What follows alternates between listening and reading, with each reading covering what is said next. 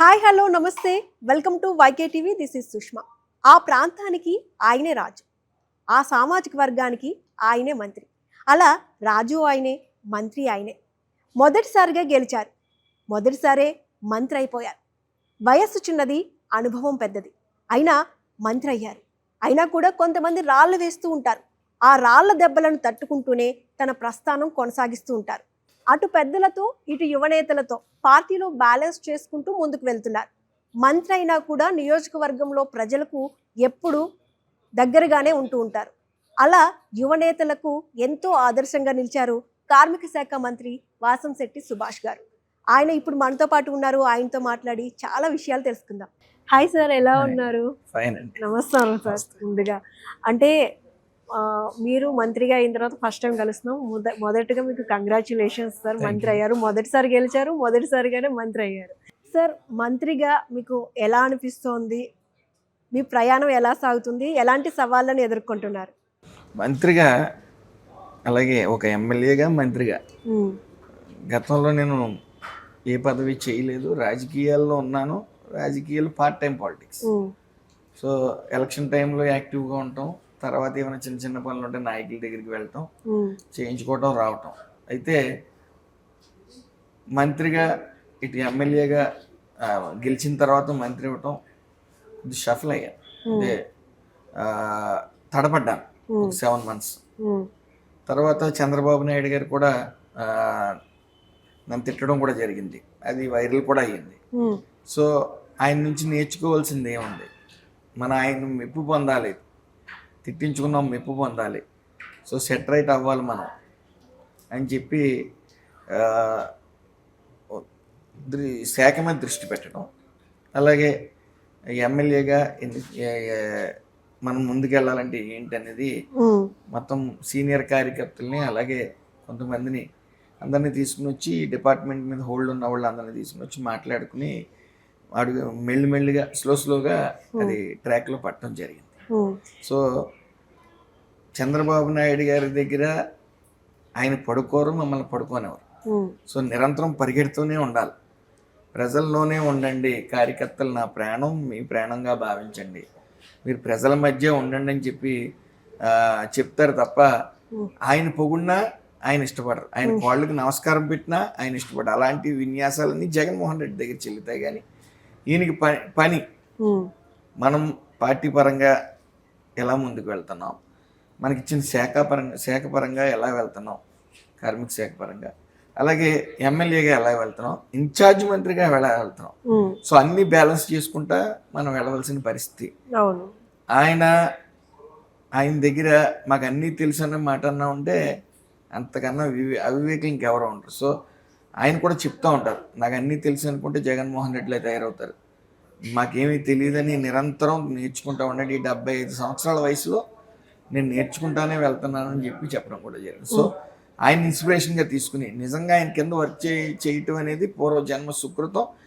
ఎవరైనా సరే ఒక నాయకుడిగా రాటు తేలాలి అంటే చంద్రబాబు నాయుడు గారి దగ్గర పనిచేసి తీరవలసింది. మీరు కొత్తగా వచ్చారు, సీనియర్లతో ఎలాంటి ప్రాబ్లమ్స్ రావట్లేదా? ఒకవేళ వస్తే ఎలా అధిగమిస్తున్నారు? సీనియర్లు జూనియర్లు అనేది ముఖ్యంగా వైసీపీ పార్టీలో ఉంటుంది. వాళ్ళ ఆధిపత్యం కోసం, ఆయనే జూనియర్ కాబట్టి జగన్మోహన్ రెడ్డి, ఆయన మెప్పు కోసం మేము సీనియర్లు గతం నుంచి ఉన్నాం, మీరు కొత్తగా, ఆ డిఫరెన్స్ అక్కడ ఉంటుంది. కానీ ఇక్కడ సీనియర్లు జూనియర్లు అని ఉండదు. సీనియర్లు సలహాలు ఇస్తారు, నువ్వు ఇలా మసులుకో అలా మసులుకో అని. ఇప్పుడు వరకు కూడా ఏ సీనియర్ నన్ను ఇబ్బంది పెట్టిన దాఖలాలు లేవు. అలాగే డైరెక్షన్ అలా వెళ్ళొద్దు ఇలా వెళ్ళమని చెప్పి డైరెక్షన్ ఇచ్చే పద్ధతే. కానీ అలాగే వాళ్ళ నుంచి కూడా చూసి నేర్చుకోవాల్సింది చాలా ఉంది. సో వాళ్ళ నుంచి కూడా చూసుకుని, వాళ్ళు మాట్లాడే వీడియోస్ కానీ యూట్యూబ్లో అన్నీ చూసుకుని వాళ్ళని మోటివేషన్ కింద తీసుకుని వాళ్ళు ఎలా వెళ్ళారు, కొత్త పద్ధతుల్లో ఇతర రాష్ట్ర మంత్రులు ఎలా వెళ్తా ఉన్నారు ఏంటనే కూడా చూసుకుని మనం ఫాలో అవ్వాల్సిన పరిస్థితి. సో సీనియర్ల నుంచి సరైన సహకారం ఉంది. అలాగే ఎందుకంటే చంద్రబాబు నాయుడు గారు అన్నీ పరిశీలిస్తూ ఉంటారు. సో నేనేమన్నా రాంగ్ ట్రాక్లో వెళ్తుంటే సరిదిద్దవలసిన పరిస్థితి సీనియర్లకు ఉంటుంది. కాబట్టి అలాగే నాకు కొన్ని సలహాలు కూడా, సూచనలు ఇవ్వడం జరిగింది. ఆ ఇన్స్పిరేషన్తోనే, వాళ్ళు ఇచ్చిన ఇన్స్పిరేషన్తోనే కూడా నేను ముందుకు వెళ్ళగలుగుతాను. కూటమి పాలన ఎలా ఉంది అంటే ఏం చెప్తారు సార్? అది ప్రజలకి, ఇటు ప్రభుత్వానికి వారధి లాంటి వారు మీడియా. సో మీరు చెప్తే బాగుంటుందని నేను అనుకుంటున్నాను. కానీ అయితే చంద్రబాబు నాయుడు గారు కనీసం 20 నిమిషాలు మాత్రమే ఫ్యామిలీకి టైం ఇస్తారు. మిగతాదంతా ఆయన జీవితం మొత్తం ప్రజాసేవకే అంకితం. సో ఆయన ఒక మాట అన్నారు, రాష్ట్రం అస్తవ్యస్తం చేసాడు జగన్మోహన్ రెడ్డి. సో మన దగ్గర డబ్బు లేదు, ఆయన ఆలోచనలు ఉన్నాయి, నాకు హార్డ్ వర్క్ కాదు స్మార్ట్ వర్క్ కావాలి అని చెప్పడమే కాకుండా ఆయన విజనరీ ఉన్న నాయకుడు. ఆయన చూసి కొన్ని లక్షల కోట్లు వెల్లువలా వస్తా ఉన్నాయి. ఈ రోజు వరకు కూడా చదువుకున్న వారు ఎవరు కూడా ఎక్స్పెక్ట్ చేయలేదు ఇన్ని పెట్టుబడులు వస్తాయని. ఒకసారి ఇన్ని పెట్టుబడులు వస్తుంటే ఎక్కడ పెట్టుబడులు అన్నీ చేయి జారిపోతున్నాయని తెలంగాణ ముఖ్యమంత్రి కూడా రేవంత్ రెడ్డి గారు కూడా కొద్ది కంగారు పడి ఆయన కూడా సమ్మిట్ పెట్టడం జరిగింది. సో ఈయనకున్న విజనరీ, ఫర్ సపోజ్ కార్మిక శాఖను తీసుకుందాం, ఇప్పుడు వచ్చిన కొత్త ఏదైతే కోడ్స్ ఉన్నాయో, అలాగే కొన్ని లాస్ ఉన్నాయో, కోడ్స్ ఉన్నాయో, గతంలో కూడా 2015లోనే ఇప్పుడు సంస్కరణలు ఏదైతే జరిగినాయో 2015లోనే చంద్రబాబు నాయుడు గారి ఆధ్వర్యంలో జరిగినాయి. సో ఆయన విజనరీ ఉన్న నాయకుడు, ఆయన అనుభవం అపారమైన అనుభవం. సో అలాంటి నాయకుడి కింద పనిచేయడం మా అదృష్టం ఇందాక చెప్పినట్టు. అలాగే ప్రజలు నమ్మకాన్ని ఉంచారు, 164 సీట్లు ఇచ్చారు, 94% స్ట్రైక్ రేట్తో మరి విజయాన్ని కైవసం చేసుకున్నారంటే ప్రజలు అంటే ఒక్క ఛాన్స్ అని చెప్పి మోసపూరితంగా ఆయన రావటం, ఆయనకి పాలన మీద అవగాహన లేదని చెప్పి, అంటే ఇది గ్రౌండ్ కార్యకర్తలు బేస్ చేసుకుని రాలా, సింపతిని బేస్ చేసుకుని పార్టీ వచ్చింది వైఎస్ఆర్సీపీ పార్టీ.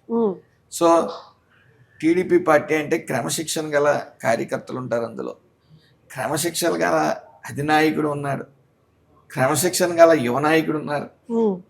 వాళ్ళు ఇన్స్పిరేషన్గా తీసుకుని మేము పనిచేయవలసి ఉంది. అలాగే ఈ వచ్చిన ఏదైతే 16 నెలలు ఉందో, 16 నెలల్లో చంద్రబాబు నాయుడు గారు విపరీతంగా శ్రమిస్తూ ఉన్నారు ఈ రాష్ట్రం. అలాగే లోకేష్ గారు, అలాగే పవన్ కళ్యాణ్ గారు కూడా ఈ రాష్ట్రాన్ని సువర్ణాంధ్ర రాష్ట్రంగా తీసుకువెళ్ళడానికి వాళ్ళు చేయవలసిందంతా 24/7 చేస్తూ ఉన్నారు. అలాగే వరద వచ్చింది విజయవాడ, అలాగే మొన్న తుఫాన్ వచ్చింది, ఇవన్నిటిని ఎదుర్కొన్న వైనం.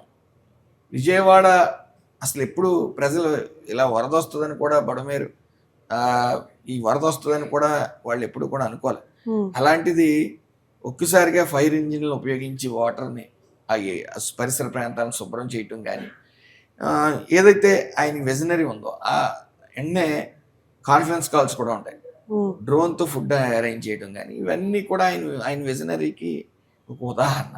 సో మొన్న తుఫాన్ వచ్చినప్పుడు కూడా మొత్తం అందరినీ, అధికారుల్ని, ఇటు కార్యకర్తల్ని, నాయకుల్ని నిత్యం ప్రజల్లో ఉండమంట, వాళ్ళందరినీ షెల్టర్ హోమ్కి తీసుకురావటం, వాళ్ళందరికీ భోజనాలు ఏర్పాటు చేయటం, ఎక్కడా ప్రాణ నష్టం లేకుండా, అలాగే పశు నష్టం లేకుండా, అన్నీ కూడా స్వయంగా ఆయన పడుకోకుండా అధికారుల్ని, నాయకుల్ని పడుకోనివ్వకుండా, ఎక్కడ ఏ నష్టం జరగకుండా ఆయన తీసుకెళ్ళిన విధానం. అదే జగన్మోహన్ రెడ్డి ఉంటే ఎక్కడ తుఫాన్ వస్తే పైన నుండి చూసి విచారిస్తూ ఉంటాడు పాపం.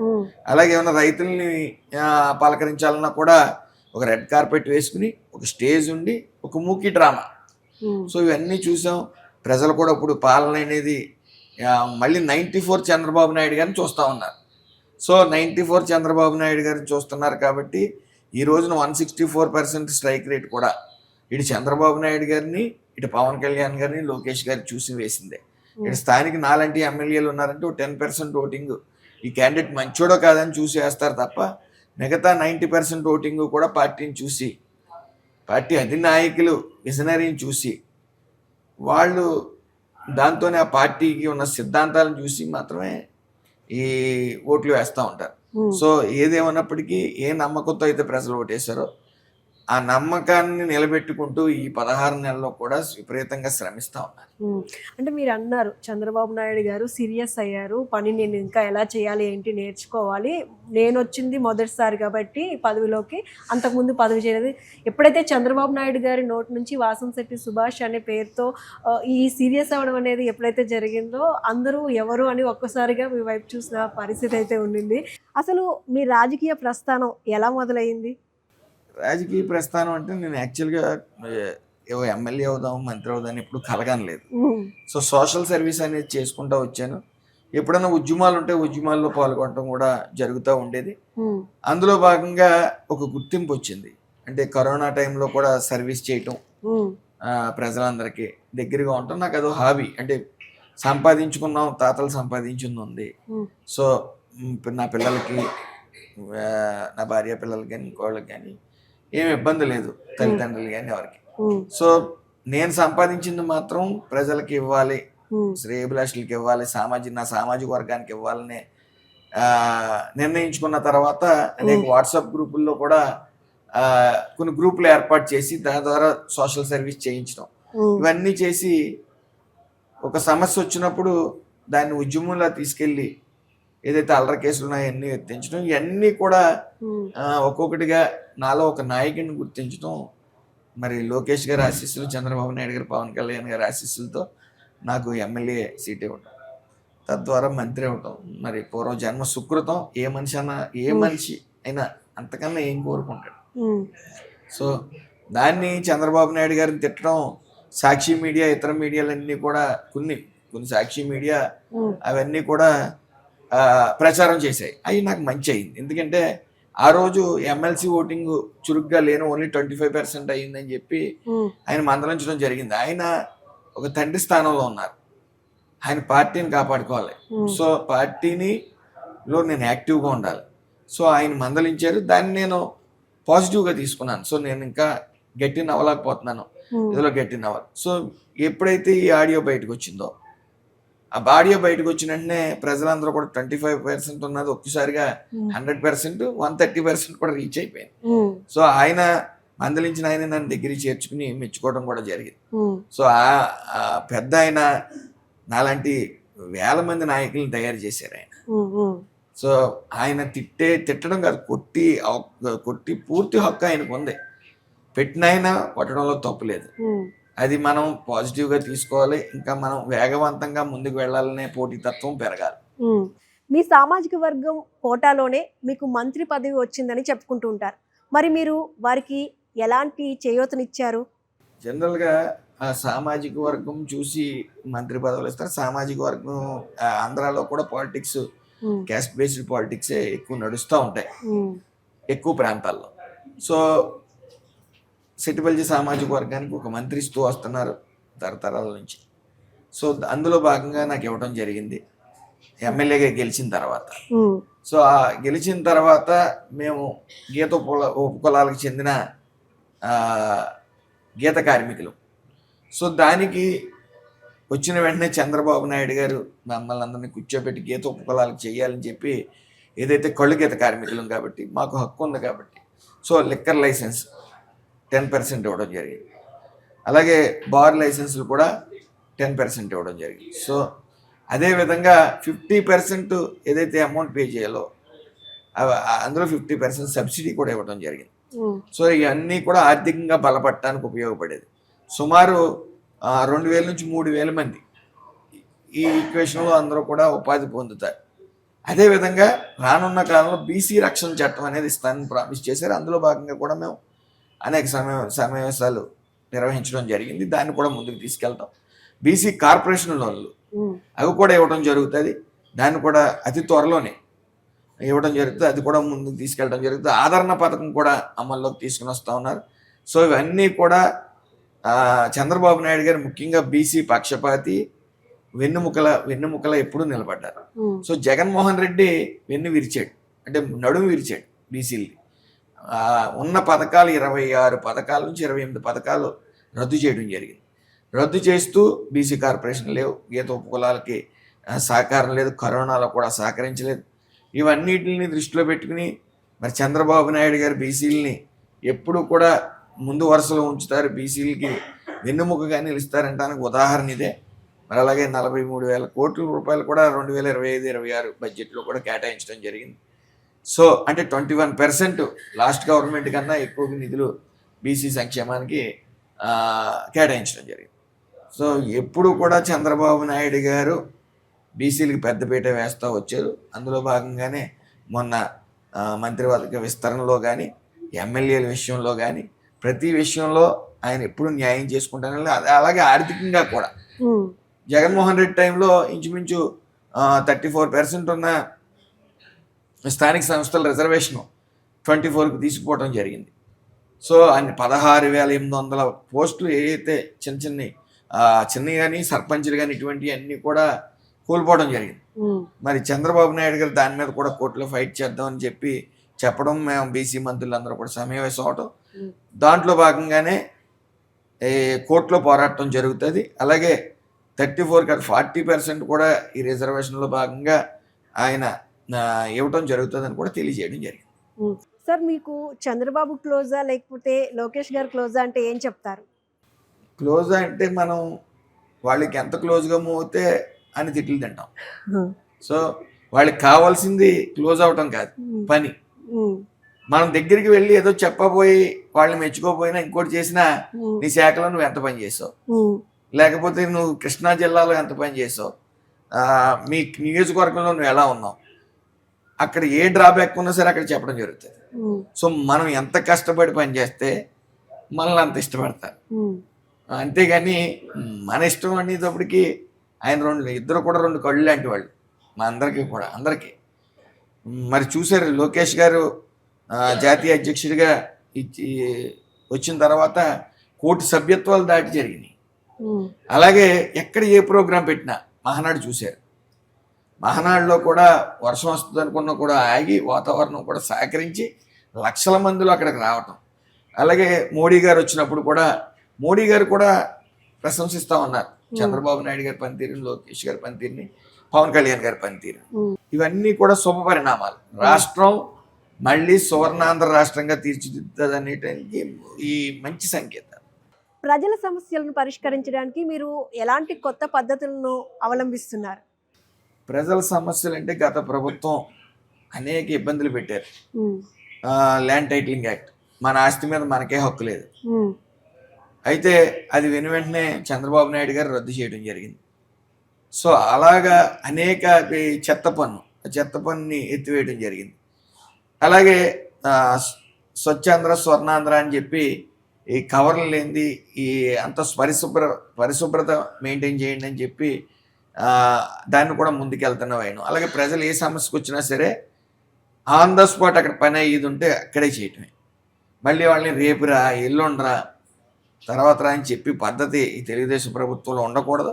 ఆన్ ద స్పాట్ అక్కడ గ్రీవెన్స్ నిర్వహించండి. ప్రతి వారానికి 2 రోజులు మీరు ప్రజలతో మమేకం అవ్వండి అని చెప్పడం జరిగింది. ఆయన సూచనలు ఫాలో అవుతూ ప్రజలకి ఏం అవసరమో అది వెంటనే ఆ పని అవుతుంది అనుకుంటే వెంటనే చేయటమే మా లక్ష్యం. అలాగే ముందుకు వెళ్తా ఉన్నాం. అలాగే ఇటు అభివృద్ధి సంక్షేమం కూడా సంపాడులో తీసుకెళ్తున్నాం. కాబట్టి చంద్రబాబు నాయుడు గారు, లోకేష్ గారు, పవన్ కళ్యాణ్ గారి దయ వల్ల అందరూ కూడా ప్రజలందరూ కూడా హ్యాపీ. కొత్త రేషన్ కార్డులు ఇస్తున్నాం, అలాగే కొత్త పెన్షన్లు ఇస్తున్నాం, అన్నీ ఒక్కొక్కటిగా ఇస్తా ఉన్నాం. సూపర్ 6 అమలు చేసాం. తల్లికి వందనం పేరు మీద ఎంతమంది పిల్లలు ఉంటే అంతమందికి పిల్లలకి మరి ఇవ్వటం జరిగింది. ఒక్కొక్కటిగా అన్నీ నెరవేర్చుకుంటూ వెళ్తూ, ఎందుకంటే ఈ రాష్ట్రాన్ని ఇప్పుడు ఈ ఆర్థిక సంక్షోభంలో ఉంది. అలాగే కొన్ని ఇండస్ట్రీస్ కానీ ఫ్యాక్టరీస్ని కానీ అన్నీ తరిమేసినవైన, ఆర్థిక వ్యవస్థను అస్తవ్యస్తం చేసినవైన. ఒక ఫ్యాక్టరీ రావటం మాట్లాడొచ్చండి, ఇండస్ట్రీ కానీ ఇక్కడ నుంచి తరిమేశారు జగన్మోహన్ రెడ్డి. సో ఇప్పుడు వెలుగులో వస్తూ ఉన్నాయి. రానున్న కాలంలో మన ఆంధ్రప్రదేశ్ సువర్ణాంధ్రప్రదేశ్గా తీర్చిదిద్దుతాం. అయితే మీరు కార్మిక శాఖ మంత్రి, రాష్ట్రంలో ఎలాంటి నిబంధనలు అమలవుతున్నాయి? కార్మికుల పట్ల పూర్తిగా చిత్తశుద్ధి ప్రభుత్వం ఈ ఎన్డీఏ కూటమి. ముఖ్యంగా గత ప్రభుత్వం కార్మికుల పట్ల అసలు చిత్తశుద్ధే లేదు. అంటే యాక్చువల్గా మనకు ఉన్న కార్మికుల సంఖ్యను బట్టి కేంద్రం నుంచి ఫండింగ్ వస్తుంది. దాన్ని కేవలం ఇండెంట్కి శాలరీస్కి మాత్రమే పెట్టి డెవలప్మెంట్ ఏమీ లేకుండా మిగతా అమౌంట్ వెనక్కి వెళ్ళిపోయే పరిస్థితి. కానీ ఈ ప్రభుత్వం వచ్చిన తర్వాత సుమారు 7 ఈఎస్ఐ హాస్పిటల్స్ని శాంక్షన్ చేయటం, శంకుస్థాపన అవటం వర్క్ ప్రాసెస్లో ఉంది. అదేవిధంగా ఈ సూపర్ స్పెషలిస్ట్ హాస్పిటల్ హైదరాబాద్లోని, మంగళగిరిలోని అలాగే సూచనప్రాయంగా ఆమోదం తెలపడం జరిగింది కేంద్రం కూడా. అలాగే medical college, ESI medical college కూడా త్వరలో ప్రారంభించబోతా ఉన్నాం. సో అలాగే కార్మికుల ఆరోగ్యం పట్ల కూడా కొన్ని సంస్కరణలు కూడా తీసుకురావడం జరిగింది. 29 లాస్ ఉంటే వాటిని 4 కోర్ట్స్ కింద విభజించి కొన్ని వెసులుబాట్లు కూడా ఇవ్వడం జరిగింది. ఎలా అంటే 48 గంటలు వారం రోజుల్లో పనిచేయాలి. సో దాన్ని రోజుకి 8 గంటలు చెప్తా, ఇప్పుడు 10 గంటలు ఇచ్చాం. 10 గంటల వరకు యాజమాన్యం చేయించుకోవచ్చు. అలాగే 4 రోజుల చిల్లరల్లో 4 రోజుల సగం రోజుల్లోనే 48 గంటలు పూర్తవుతుంది. కానీ 2.5 గంటలు అతను ఫ్యామిలీతో స్పెండ్ చేసే టైం ఉంటుంది. అలాగే ఆ మిగతా 2.5 నుంచి కూడా కొత్త లేబర్ని తీసుకోవాల్సి ఉంటుంది. ఇటు ఉపాధి కూడా పెరుగుతుంది జనానికి అని అలా చాలా సంస్కరణలు. గతంలో ఈఎస్ఐ తల్లికి తండ్రికి భార్య పిల్లలకి ఇంప్లిమెంట్ అయ్యేది. ఇప్పుడు అత్త మామలు కూడా ఇంక్లూడ్ చేసుకోవడం జరిగింది. ఇలా కొన్ని సంస్కరణలతో ముందుకెళ్తాం. సార్, ఇప్పుడు చాలా మంది కార్మికులు, ఉద్యోగులు ఆందోళన చేస్తూ ఉంటారు. అలాంటి వారు మీ దగ్గరికి వచ్చినప్పుడు ఎలాంటి చర్యలు తీసుకుంటున్నారు? ముఖ్యంగా కార్మిక శాఖకి 2 కళ్ళు లాంటి, ఒకటి యాజమాన్యం, ఒకటి కార్మికులు. చాలా బ్యాలెన్స్డ్గా వెళ్ళాలి. ఎందుకంటే ఇన్వెస్ట్మెంట్ దారులు వస్తూ ఉన్నారు ఇప్పుడిప్పుడే. ఇటు కార్మికులు ఇటు పక్కనే వన్ సైడెడ్గా నిలబడిన యాజమాన్యం ఒకసారి బయటికి వెళ్ళి మేము ఇక్కడ ఈ రాష్ట్రంలో ఉండమనే సౌండ్ కానీ వినిపిస్తే వచ్చి పెట్టుబడిదారులు సంక్షోభంలో పెట్టారు. సో రెండింటిని బ్యాలెన్స్. అలాగని కార్మికులు ఆరోగ్యం పట్ల కానీ, అంటే ఒక కార్మికుడు పరిశ్రమలో అడుగు పెడుతుంటే అతని ప్రాణాలు యాజమాన్యం చేతిలో పెట్టి వెళ్తున్నట్టు. సో దాన్ని ఆయన ఎక్కడ ఏ చిన్న సంఘటన ఎక్కడ కూడా ఏ లోపం లేకుండా చూసుకోవాల్సిన బాధ్యత ఆయనతో పాటు సేఫ్టీ ఆడిటింగ్ అధికారులు కూడా ఉంటారు. సో ఇవన్నిటిని బ్యాలెన్స్ చేసుకుంటూ వెళ్ళాలి. అధికారులు సరైన రీతిలో పనిచేయాలి. యజమానులు గట్టిగా అడిగితే వాళ్ళకి కోపం వస్తుంది, అడగకపోతే కార్మికులకు కోపం వస్తుంది. రెండింటిని నిజంగానే బ్యాలెన్స్ చేయాలి. మరి ఎలా డీల్ చేస్తున్నారు? ఎలా బ్యాలెన్స్ చేయాలంటే అధికారుల పని సరిగ్గా అధికారులు చేస్తే, నాయకుల పని నాయకులు చేయాలి, అధికారుల పని అధికారులు చేయాలి. అలాగే సమస్య వచ్చినప్పుడు అధికారులు పని చేయాలి. ఇటు బ్యాలెన్స్ చేసుకోవడానికి అధికారులతో పాటు నేను కూడా పని చేయాలి. సో అలాగే పెద్ద ఆయన కూడా పూర్తిగా దృష్టి పెడతారండి. చిన్న సమస్య ఉన్నా సరే, ఏ సమస్య ఉన్నా సరే వెంటనే ఆయన కూడా కొంతమంది అధికారులతో పాటు ఐఏఎస్ అధికారులు కూడా పంపించడం జరుగుతుంది. సో ఎక్కడా కూడా పెట్టుబడిదారుల్ని అలాగే ఇటు కార్మికుల్ని అందరినీ కూడా 2 కళ్ళలో భావించి ఎక్కడ బ్యాలెన్స్ చేసుకుంటా వెళ్ళటమే మా లక్ష్యం. అంటే సార్, ఇప్పుడు పోలీసులను గుడ్డలూడి తీసి తన్నుతాం అంటున్న వాళ్ళపైన మీరు ఎక్కువగా విమర్శలు చేస్తూ ఉన్నారు, వాళ్ళని ఏదో ఒకటి అంటూ ఉన్నారు. మీకు ఇబ్బంది కదా? ఏ రకంగానండి? ఒకవేళ అంటే ఇబ్బంది పక్కన పెడితే ప్రాణాపాయం వచ్చే అవకాశం అంటే ఇప్పుడు వైసీపీ నుంచి మనం చూసుకున్నట్లయితే గతంలో జగన్మోహన్ రెడ్డి ప్రతిపక్షంలో ఉన్నారు. రేపు ఎప్పుడైనా మళ్ళీ ఒకవేళ అధికారంలోకి వస్తే అధికారంలో రావటం అనేది జరగదు ఎట్టి పరిస్థితులు. ఎందుకంటే ఒక ఛాన్స్ ఇచ్చారు. ఆయన అడిగింది కూడా పాపం ధర్మంగా అడిగాడు జగన్మోహన్ రెడ్డి. ఒక్క ఛాన్స్ ఇవ్వండి అని అడిగారు. ఖచ్చితంగా ఒక ఛాన్స్ ఇచ్చారు.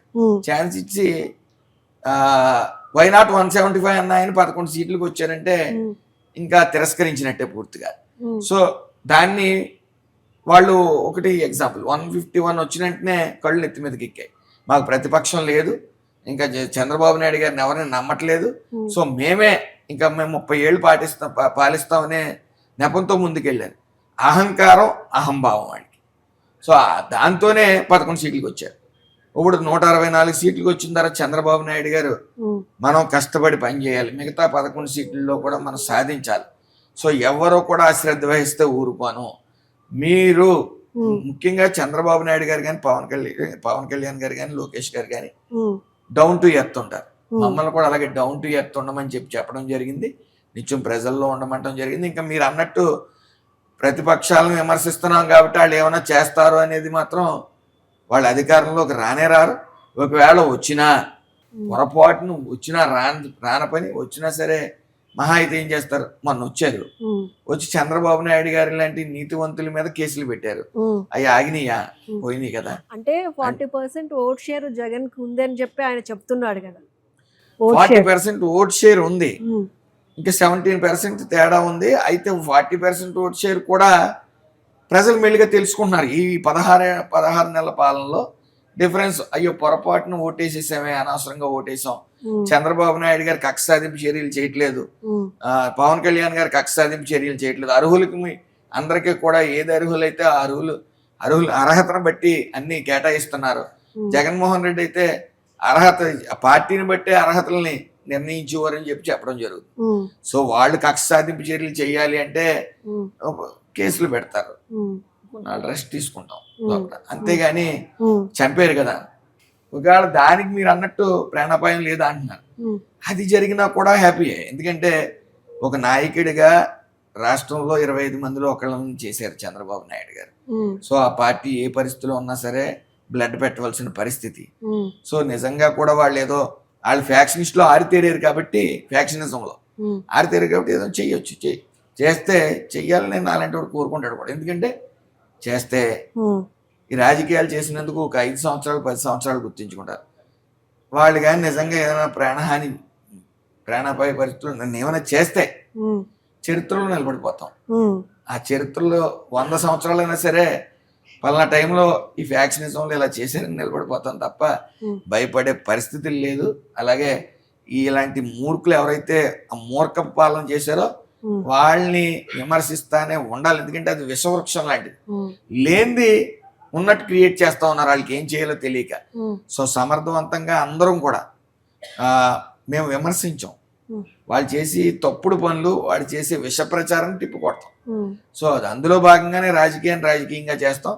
వాళ్ళు ఫ్యాక్షనిస్టులు, రౌడీలు, సంథింగ్ కాబట్టి వాళ్ళు చేసే మూర్ఖం పనులకి దాన్ని కూడా స్వాగతిస్తాం, ఇబ్బంది. అంటే ఏం లేదు సార్, మీరు ఆల్రెడీ వైసీపీతో 11 ఏళ్ళు ప్రయాణం చేశారు, 2 ఏళ్ళు టీడీపీతో ప్రయాణం చేశారు. డిఫరెన్స్ ఏంటి, ఏం చూసారు?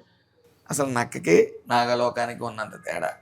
అసలు 11 ఏళ్ల వైసీపీ ప్రభుత్వంలో వాళ్ళు మాకు ఎప్పుడైనా మీటింగ్ పెడితే ఒకటే చెప్పేవారు, మనం ఇంకో 25 ఏళ్ళు 30 ఏళ్ళు మనం పాలించేస్తాం, చంద్రబాబు నాయుడు గారిని ఎవరు నమ్మట్లేదు, మీ ఏరియాల్లో అభివృద్ధి సంక్షేమం అనేది నేను చూసేసుకుంటాను, మీరు జస్ట్ అక్కడ ఎవరన్నా తిరగబడుతున్నా సరే తెలుగుదేశం, జనసేన, బీజేపీ కార్యకర్తలు ఎవరున్నా సరే వాళ్ళ మీద ఫాల్స్ కేసులు పెట్టేయండి, లోపడేయించండి, వాళ్ళు ఇంకా బయటికి రారు. బయటకు ఒక నెల వచ్చిన తర్వాత వాళ్ళు భయపడి మన పక్కకు వస్తారు, లేకపోతే ఇంట్లో కూర్చుంటారు అనే ఓర్వడితో ఓన్లీ పోలీసుల్ని అడ్డు పెట్టుకుని రాజకీయం చేశారు. సో ఎక్కడ పెట్టుబడులు తీసుకుని వద్దాం అన్న ఆలోచన కానీ, రాష్ట్ర ఆర్థిక అభివృద్ధి సంక్షేమ పథకాలు ఇచ్చేస్తున్నాం, మరి అది ఆర్థిక పరిస్థితి ఏంటనేది, ఫ్యూచర్లో ఏంటనేది ఆలోచించకుండా మూర్ఖుల్లాగా పాలన చేశాడు. కాబట్టి ఇవన్నీ సర్వనాశనం. కార్యకర్తలు ఎవరైతే బ్లడ్ పెట్టారో వాళ్ళు ఎవరు కూడా అతను పక్కలేరు. అంటే ఒక జగన్మోహన్ రెడ్డి గారిని కలాలి అంటే ఒక మంత్రి వల్ల కూడా, మంత్రికి కూడా అపాయింట్మెంట్ ఇవ్వని టైం. ఎందుకంటే ఆయన ప్రవర్తన ఎలా ఉంటుందంటే, మంత్రి ఇచ్చాం కదా ఇంకా అంతకన్నా ఏం చేయాలి, చాలా చేసాం, లేకపోతే ఎంపీ ఇచ్చాం కదా చాలా చేసాం, ఎమ్మెల్యే ఇచ్చాం కదా చాలా చేసాం, ఇంక ఇదే ఓరవళ్ళు వెళ్తారు తప్ప ఆయన నన్ను చూసి ఓటేస్తారు మిమ్మల్ని కాదు, నన్ను చూసేస్తారు అనే భావంతో వెళ్ళారు. అలాగే పిల్టీలు వేసారు. సో ఆ లాస్ట్ మినిట్ వరకు కూడా ఆయన 175 అంటానే ఉన్నారు. ఎక్కడో విశాఖపట్నంలో కూడా ప్రమాణ స్వీకారం అన్నారు. సో ఇవన్నీ ఒక మూర్ఖ పాలన, ఒక కార్యకర్తలు కాకుండా మూర్ఖులు తయారు చేశారు. ఆ మూర్ఖులు తయారు చేసి సోషల్ మీడియా పేటిఎం బ్యాచ్ ఒకటి ఉంటుంది, వాళ్ళని తయారు చేశారు సమర్థం. దాంతో మేము ఏదైనా చేసి ఇచ్చని అపోహలో అప్పుడు ఉన్నారు, ఇప్పుడు ఉన్నారు. వాడు 11 సీట్లు ఇచ్చారు. ఆ 11 సీట్ల తర్వాత ఆ 11 సీట్లు 1, 2 అవుతుంది. అందులో కూడా జగన్మోహన్ రెడ్డి గారు ఉండకపోవచ్చు. ఓకే సార్, అంటే మంత్రిగా, ఎమ్మెల్యేగా మీ నియోజకవర్గానికి ఎలాంటి అభివృద్ధి చేశారు, ఫ్యూచర్లో ఇంకా ఎలాంటి అభివృద్ధి చేయాలనుకుంటున్నారు? ఈ 16 నెలల పాలనలో సుమారు 150 కోట్లు అభివృద్ధి కోసం తీసుకురావడం జరిగింది. ఈ సంక్షేమం అంటారా, సంక్షేమం అన్ని పథకాలు కూడా ఏదైతే సూపర్ 6లో హామీ ఇచ్చామో అన్నీ తీసుకురావడం జరుగుతూ ఉంది. అలాగే తల్లికి వందనం, ఇవన్నీ కూడా మొత్తం అన్నీ కూడా ఇంప్లిమెంట్ అవటం, ప్రజలందరూ సంతోషంగా ఉన్నారు. వాటితో పాటు వాళ్ళ ఆరోగ్య విషయంలో కూడా అన్ని హాస్పిటల్స్తో పాటు ముఖ్యంగా గుళ్ళు తీసుకున్నాం. గుళ్ళు అన్నీ కూడా ప్రసాదంలో నాణ్యత పెరగటం, ఫీడ్బ్యాక్ బుక్ అనేది అక్కడ పెట్టడం జరుగుతూ ఉంది. అక్కడ ఎలా ఉందనేది నేను మొన్న తిరుపతి వెళ్ళినప్పుడు చూశాను. ఫీడ్బ్యాక్ బుక్ అందరికీ అందుబాటులో ఉంచుతున్నారు. సో 99 100 ఉంటే 99 అన్నీ కూడా అందరూ కూడా ఫీడ్బ్యాక్ వెరీ గుడ్ అని ఇస్తా ఉన్నారు. అంటే అది దాంతోపాటు ముఖ్యంగా కనకదుర్గం గుడిని తీసుకెళ్దాం. ఉచిత బస్సు వల్ల ఈ రోజున గతంలో 7,50,000 నుంచి 8 లక్షల మంది దర్శించుకున్నారు దశమికి అమ్మవారిని. ఈ సంవత్సరం 16 లక్షల మంది దాటారు. అంటే ఇటు బస్సు ఫ్రీతో పాటు అందరికీ ఒక నమ్మకం, ఒక భరోసా, ప్రతి చోట కూడా ఎక్కడ తొక్కిసలాట లేకుండా అన్ని జాగ్రత్తలు తీసుకుంటూ ప్రసాదంలో నాణ్యత అలాగే శుభ్రం ఇవన్నిటితో ముందుకెళ్తున్నారు. కాబట్టి ప్రజల మన్నలో పూర్తిగా పొందాం. అయితే కేంద్ర ప్రభుత్వం తీసుకొచ్చిన కార్మిక శాఖలో కొన్ని కోడ్స్ కార్మిక నాయకులు వ్యతిరేకత అయితే చూపిస్తున్నారు. దాన్ని ఎలా నియంత్రించబోతున్నారు, ఎలాంటి చర్యలు తీసుకోబోతున్నారు? దాంట్లో భాగంగానే రివ్యూ మీటింగ్ అనేది పెట్టడం జరుగుతుంది. విజయవాడలో పెట్టాం. ఇటు మీడియాని పిలవటం జరిగింది, ఇటు అధికారులను పిలవటం జరిగింది. అధికారులతో పాటు నేను కూడా అటెండ్ అవ్వడం జరిగింది. సో దాంట్లో మనం జరిగిన సంస్కరణలు 4 కోడ్లు, దాంట్లో ఉపయోగాలు ఏంటి అనేది వివరించడం జరుగుతుంది. అలాగే ప్రతి జిల్లా ఈ రివ్యూ మీటింగ్లు అనేది ఏర్పాటు చేసి ముఖ్యంగా మీడియాను కూడా తీసుకురావడం జరుగుతుంది. ఎందుకంటే మీడియా ప్రజల్లోకి తీసుకెళ్ళాలి. ఈ సంస్కరణల వల్ల అన్ని ఉపయోగమే అని చెప్పవలసిన పరిస్థితి. సో వాళ్ళకి మనం చెబుతూ అధికారుల దగ్గర నుంచి కూడా సలహాలు సూచనలు తీసుకుంటూ మరి రివ్యూ మీటింగ్లు అనేవి కండక్ట్ చేస్తాం జరుగుతుంది. ఏదైతే అన్ని జిల్లాల్లో కూడా ఈ రివ్యూ మీటింగ్లు కండక్ట్ చేయడం జరుగుతుంది. ఇటు ప్రెస్ వాళ్ళతో పాటు అధికారులతో పాటు అలాగే కార్మికులతో కూడా కూర్చోవడం జరుగుతుంది. కార్మికులతో యాజమాన్యంతో కూడా ఈ జిల్లాల వారీగా. సో ఇవన్నీ జరగటం వల్ల ఎవరికి ఏ అపోహలు పోకుండా, అంటే కొంతమంది కార్మిక సంఘాల వెనకాల వైసీపీ ఉండి రెచ్చగొట్టి చెప్తా ఉన్నారు. కానీ వాళ్ళు ఒకసారి రివ్యూ మీటింగ్కి వస్తే అందులో క్లియర్గా కార్మికుల ఇటు యాజమాన్యులు శ్రేయస్సు కోసమే ఇవన్నీ సంస్కరణలు తీసుకుని వచ్చారనేది అర్థమవుతుంది. అందులో ఏ విధమైన సందేహం. అయితే ఇప్పుడు కొత్త జిల్లాలో ఏర్పాట్ల విషయంలో చూసుకున్నట్లయితే మీ నియోజకవర్గమైన రామచంద్రపురంని కాకినాడలో కలపాలని అక్కడ ప్రజల నుంచి కూడా చాలా వ్యతిరేకత అయితే వస్తూ ఉంది. ఈ విషయంలో మిమ్మల్ని రాజీనామా కూడా చేయమని అంటున్న పరిస్థితి అయితే ఉంది. దీనిపై మీ కామెంట్ ఏంటి?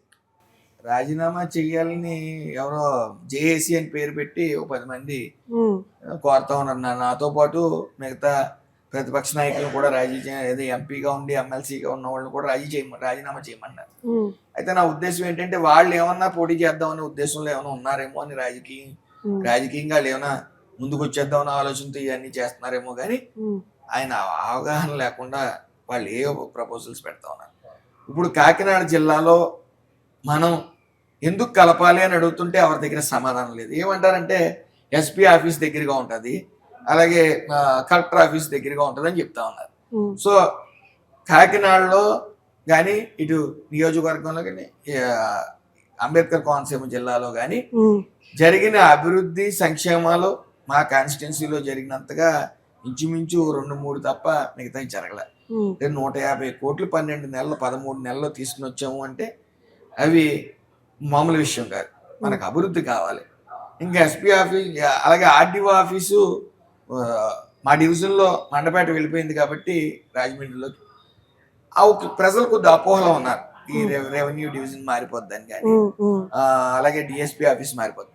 ప్రజలు అలాంటి అపోహలకి ఏమి పోవద్దు, ఎక్కడికి వెళ్ళదు. కొన్ని మండలాలను కలుపుకుని ఇంకా ఇది పటిష్టమయ్యి ఎక్కడైతే ఆర్డీఓ ఆఫీస్ ఉందో అక్కడే డిఎస్పీ ఆఫీస్ ఎక్కడ ఉందో అక్కడే ఉంటుంది. అలాగే కొంతమంది ప్రతిపక్ష నేతలు కూడా వాళ్ళకి ఖాళీగా ఉండిపోయి ఏం ఎలిగేషన్ చేయాలో తెలియట్లేదు. అది ఖచ్చితంగా కలెక్టర్ గారు అతి త్వరలో చెప్తారు. చంద్రబాబు నాయుడు గారు పైనుంచి హెడ్ ఆఫీస్ నుంచి కూడా వస్తుంది. ఎక్కడికి వెళ్ళదు.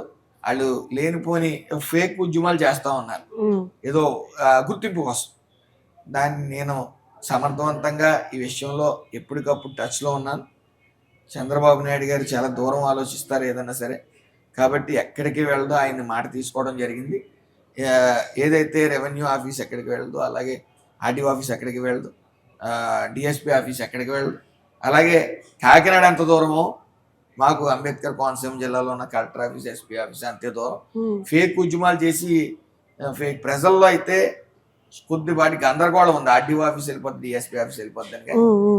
అలాంటి అపోహలకి ఏమి వెళ్ళొద్దని నా విన్నపం. అలాగే వెళ్ళదు కూడా ఎక్కడికి.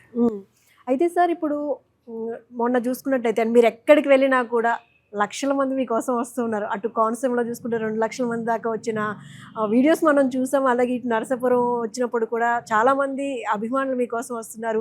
మిమ్మల్ని మాస్ మంత్రి అంటున్నారు, కారణం ఏంటి? అంటే నేను మాట్లాడి ఈ విధానంలో ఏమైనా మాస్క్ కనిపించవచ్చు ఉండొచ్చు. అయితే గతంలో నేను ఎలా ఉన్నాను, గతంలో ఇంకా నేను ఒక ఎమ్మెల్యేగా వెళ్దామని ఏమీ ఉండేది కాదు. ఆ రోజు ఎవరు పిలిస్తే వాళ్ళ ఇంటికి వెళ్ళటం, లేకపోతే అందరితో ఫ్రెండ్లీగా. అంటే యాక్చువల్గా నేను కారులో కూడా మూవ్ అయ్యేవాడిని కాదు. ఓన్లీ ఎలక్షన్ ముందు అది నాకు సీట్ ఇచ్చి ముందు వరకు కూడా నేను బండి మీద వెళ్ళేవాడిని. కారు కొద్ది నాకు వామిటింగ్ సెన్సేషన్ వస్తుందని చెప్పి. అలాగే ఏదో డ్రైవింగ్ చేయడం, నేను వెళ్ళటం, లేకపోతే ఎక్కడ చిన్న మీటింగ్ ఉన్నా, చిన్న పెద్ద ఏ మీటింగ్ ఉన్నా అటెండ్ అవడం. అలాగే డౌన్ టు ఎర్త్ ఉండేవాడిని. మంత్రి ఇచ్చిన తర్వాత కూడా డౌన్ టు ఎర్త్ ఉన్నాను. అవును, మంత్రిగా అయిన తర్వాత కూడా మీరు అసలు ఎక్కడ ఇల్లు మార్చలేదు. ఆ ఇంటికి మీరు ఏదైతే మీ అమలాపురంలో ఉన్న ఇల్లుని కూడా అలానే ఉంచారు. కనీసం వాటికి పెయింట్స్ వేసినా ఎక్కడ కనిపించాలంటే నేను చూశాను. అంటే ఇంత డౌన్ టు ఎర్త్ ఉన్నారు ఏంటి అని అనుకున్నాను. మీరు రెంటెడ్ హౌస్లో ఉంటున్నారని కూడా విన్నాం. ఏంటి ఇదంతా ఎందుకు ఇలా? ఒక దారుణికి అలవాటు పడిపోయాం. సో మళ్ళీ కొత్త ఇళ్ళు, కొత్త అన్నీ వస్తే 2 ప్రమాదాలు ఉంటాయి. ఏంటంటే కొద్ది దూరం మూవ్ అవుతారు. అయ్యో మంత్రి గారా, మంత్రి అయిపోయాడు, మనం పలకరించే స్థాయిలో లేడు. లేకపోతే ఏదైనా ఫంక్షన్ పిలుస్తూ ఉంటారు అందరూ, అన్నిటికీ అటెండ్ అవ్వలేను ఎందుకంటే వివిధ పనుల్లో. మారిపోయాడు మనిషి, అన్ని కొత్తవి వచ్చినాయి, మారిపోయాడు, ఇదివరకు ఇట్లా లేడు, లేకపోతే గతంలో ఉన్నట్టు ఉండేవాడు కాదని అపోహల్లో జనం వెళ్తారు. సో ఎప్పుడు ఎలా ఉన్నామో అలాగే ఉండాలి. అదే కదా చంద్రబాబు నాయుడు గారు కూడా అదే చెప్తారు, మాకు డౌన్ టు ఎర్త్ ఉండండి, ఎప్పుడు ఎలా ఉన్నారో అలాగే ఉండండి. మంత్రి అయిపోయాం కదా అని హంగు ఆర్భాటాలకు వెళ్ళొద్దని చెప్తా ఉంటారు. ఎప్పుడు ఎలా ఉన్నామో అలాగే ఉంటే ప్రజలు కూడా మనతో ఎప్పుడు ఎలా ఉన్నారో అలాగే ఉంటారు. అదే పాలసీ. అయితే మీరు కేసీఆర్ గురించి కూడా కొన్ని కామెంట్స్ చేశారు. అయితే వాళ్ళక్కడ వాళ్ళు కూడా బెదిరిస్తున్న పరిస్థితి, హైదరాబాద్ రానివ్వము, తెలంగాణకు రానివ్వము అని. హైదరాబాద్ వెళ్తున్నారా ఈ మధ్యకాలంలో, ఏమైనా వెళ్ళారా? నాకు బహుశా నేను ఆ కామెంట్స్ చేసిన తర్వాత ఆ వీడియో లేట్గా అక్కడ ట్రోల్ అవడం జరిగింది. వాళ్ళ వార్నింగ్ ఇచ్చినప్పుడు హైదరాబాద్ రాను, నేను హైదరాబాద్లోనే ఉన్నాను. హైదరాబాద్లోనే ఉన్నాను. నేను 5 days ఉన్నాను హైదరాబాద్లో. సో కేసీఆర్ చేసిన పెద్ద ఎదవ పని అనొచ్చు. ఎందుకంటే 26 బీసీ కులాలకు చెందిన కులాలని ఓసీల్లో కలిపేయడం జరిగింది, కేవలం సెటిలర్స్ అనే పేరుతో. ఒక బీహార్ జార్ఖండ్ విషయంలో అలాగే విడినప్పుడు ఒక తీర్పు ఉంది, ప్రాంతాలు విడిపోయినంత మాత్రాన కులాలు మారవు అని చెప్పి 26 కులాలను కలిపి 26+1 నా సామాజిక వర్గాన్ని కూడా కల్పిస్తారు. మరి అక్కడ భావితరాల భవిష్యత్తు మొత్తం సర్వనాశనం అయిపోతా ఉంది. ఇక్కడ రూల్ లేదు కదా. అక్కడ నుంచి వచ్చిన తెలంగాణ వాళ్ళని ఇక్కడ ఏమి బీసీలను ఓసీల్లో చేర్చడం, మైగ్రేషన్ సర్టిఫికేట్ తీసుకోవటం, మైగ్రేషన్ సర్టిఫికేట్ ఆధారంగా అందులో బీసీగా కంటిన్యూ చేయడం అనేది ధర్మం. అది నేషనల్ బీసీ కమిషన్ దగ్గరికి వెళ్తాం. అయితే ఆక్రోశం ఆపుకోలేకపోయాం. ఎందుకంటే చాలా మంది ఈరోజు కూడా మాట మీద నిలబడి ఉన్నారు. ఇప్పుడేంటి, నేను ఎలక్షన్ టైంలో కూడా కేసీఆర్కి ఓటు వేయొద్దు, నమ్మక ద్రోహి, ఆ గద్దముక్కి ఓటు వేయొద్దు అని ప్రచారం చేశాను. అందులో ఇప్పుడు కూడా అదే స్టాండ్ మీద ఉన్నా. ఆయన్ని మళ్ళీ బీసీలో కలపమనండి, అధికారంలో వస్తే కలపమంటే అవసరమైతే క్షమాపణ అడుగుతాను. క్షమాపణ అడిగి కాళ్ళు పట్టుకుంటాం, తప్పే ఉంది. అంతేగాని 26 కులాలని సెటిలర్ అనే పేరుతో 27 కులాలని ఓసీలో కలిపేయటం అనేది మొత్తం సర్వనాశనం అయిపోయారు. పిల్లలందరూ కూడా భావితరాల భవిష్యత్తుని సర్వనాశనం చేశారు. ఆ ఉక్రోషంతో ఆ మాట అనటం జరిగింది. ఆ మాట మీద ఇంకా నేను నిలబడే ఉన్నాను. హైదరాబాద్ రానివ్వనంటే ఎవరబ్బా జాగీర్ కాలేదు, వెళ్తాం వస్తాం. వాళ్ళు ఏమైనా చేయాలనుకుంటే వాళ్ళు చేసుకోవచ్చు, ఇబ్బంది ఏం లేదు. వాళ్ళకి ఇప్పుడు భారత పౌరుడిగా ఎక్కడికన్నా వెళ్ళొచ్చు, స్వేచ్ఛగా ఎక్కడికన్నా తిరగచ్చు. సో వాళ్ళకి ఎలిగేషన్స్ ఉండి వాళ్ళు మనోభావాలు దెబ్బతిన్నాయంటే వాళ్ళు 27 కులాలు కేసీఆర్ని బీసీల నుంచి ఓసీల్లో కలిపేశాడు. ఉమ్, సో మళ్ళీ అతని చేతే బీసీల్లో కల్పించి అప్పుడు కాళ్ళు పట్టుకోమని పట్టుకుంటాం, దాని తప్పేం లేదు. ఉమ్, సో అందరి మనోభావాలు దెబ్బతీసి అందరి జీవితాలు ఉమ్, నాశనం చేసి ఇంకా మేము ఏదో చేస్తామంటే వాళ్ళు మూర్ఖత్వం. అవి వాటి వల్లే ఈ 27 కులాలు కలపడం లాంటి నిర్ణయాల వల్లే వాళ్ళు అధికారంలో లేకుండా పోయారు. ఉమ్. ఇంకా మూర్ఖంగా వెళ్తే ఇంకా వాళ్ళ అధికారం అనేది సర్వకాలం. అంటే ఇప్పుడు మీరు క్యాస్ట్ బేసిస్ మీద ఎక్కువగా వెళ్తున్నారు, ఇది ఇబ్బంది కదా? మీరు ఇందాక అన్నారు ఒక మాట, సామాజిక వర్గాన్ని చూసే నీకు మంత్రి ఇచ్చారు కదా అని. అంటే చంద్రబాబు నాయుడు గారు ముఖ్యంగా మన ఒక పార్టీలోకి తీసుకున్నప్పుడు పార్టీకి విధేయుడిగా ఉండాలి మన ధర్మం. రెండోది ఏదైతే ఎమ్మెల్యే మనకి ఎక్కడ ఇచ్చారో అక్కడ మనం ప్రజలతో మమేకమై పార్టీని బలం చేస్తూ నేను బలపడుతూ ముందుకు సాగాలి. రెండోది ఏదైతే నాకు మంత్రి శాఖ ఇచ్చారో ఆ మంత్రి శాఖ మీరు అన్నట్టు ఇందాక సామాజిక వర్గం చూసి ఇచ్చారని, ఆ మంత్రి శాఖతో కార్మికులతో మమేకమై వాళ్ళకి న్యాయం చేయాలి. నెక్స్ట్ ఏ సామాజిక వర్గాన్ని చూసి నాకు ఈ సీట్ ఇచ్చారో ఆ సామాజిక వర్గాన్ని హక్కును చేర్చుకోవాలి, వాళ్ళని ప్రేమతో అలాగే ఈ పథకాలతో ప్రభుత్వం చేస్తున్న మంచి పనులతో వాళ్ళని ఆకట్టుకుని ఓట్లు వేయించుకోవాలి. ఇది రాజకీయం. సో అదే ఫాలో అవుతున్నాను తప్ప నాకు ఎమ్మెల్యేగా నేను గెలవటంలో అక్కడ సామాజిక వర్గాలు కాపు సామాజిక వర్గం 90% చేసింది, సిటిబల్జీ సామాజిక వర్గం 50% చేసింది, ఇద్దరు సిటిబల్జీ సామాజిక వర్గం కాబట్టి పోటీ చేసింది 50 చేసిందని, మిగతా ఎస్సీ ఎస్టీ ఈ సామాజిక వర్గాలు అదర్ బీసీస్ అదర్ ఓసీస్ అందరూ కూడా నన్ను హక్కును చేర్చుకున్నాయి. సో వాళ్ళ మీద నేను ప్రేమ చూపించాలి, భయపడాలి, ఎప్పుడు వాళ్ళ చేత ఒక్క మాట కూడా అనిపించుకోవడానికి భయపడాలి, ఆ భయంతోనే పనిచేయాలి. అక్కడ గుండెలో పెట్టిన వాళ్ళు చూసుకోవాలి, కార్మికులను చూసుకోవాలి, సొంత సామాజిక వర్గాన్ని చూసుకోవాలనే విషయంతో వెళ్తున్నా. అయితే ఎవరో చెప్పరు ఈ విషయాలు బయటికి, నేను చెప్పడంతో ఈ రకంగా ప్రచారం కూడా జరుగుతుంది.